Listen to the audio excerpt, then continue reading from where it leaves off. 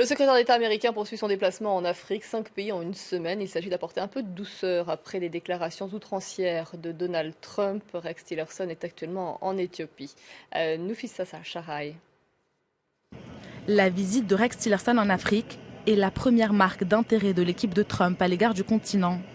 Un programme chargé pour la semaine, 5 escales, Éthiopie, Kenya, Djibouti, le Tchad et le Nigeria. Arrivé à Addis Abeba, le chef de la diplomatie américaine rencontre ce mercredi des dirigeants de l'Union africaine. Une visite qui met l'accent sur la coopération sécuritaire et la lutte contre le terrorisme, mais pas seulement. Le secrétaire d'État n'est pas venu les mains vides. Rex Tillerson promet 533 millions de dollars d'aide humanitaire et grâce à des partenariats publics-privés, il s'engage notamment à fournir de l'électricité à 300 millions d'Africains d'ici 2030. Une offensive économique pour contrer l'influence grandissante de la Chine sur le continent. Depuis 2009, Pékin est devenu le premier partenaire commercial de l'Afrique devant les États-Unis.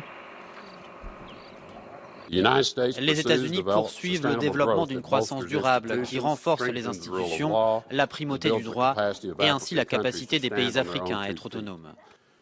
Ce positionnement contraste fortement avec l'approche de la Chine qui encourage la dépendance. Contrer les ambitions de la Chine et la Russie est au cœur de cette tournée. Mi-janvier, le Pentagone a fixé sa nouvelle stratégie.